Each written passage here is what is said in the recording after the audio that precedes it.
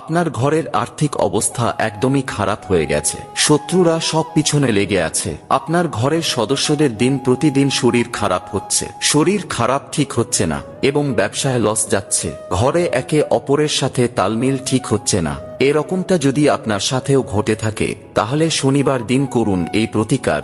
2 দিনের মধ্যেই এর ফলাফল আপনি দেখতে পাবেন।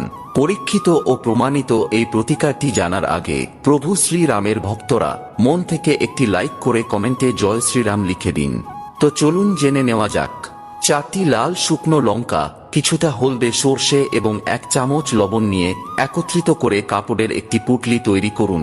তারপর শনিবার সন্ধ্যাবেলায় পুঁটলিটি আপনার প্রত্যেকটি ঘরের কোণাতে স্পর্শ করিয়ে পরের দিন অর্থাৎ রবিবার সন্ধ্যাবেলায় লোকেদের চোখের আড়ালে পুঁটলিটি 4 রাস্তার কোনো মোড়ে ফেলে দিন। বিশ্বাস রেখে এই প্রতিকারটি করুন, ফল অবশ্যই পাবেন, এটা আমার আশীর্বাদ রইল।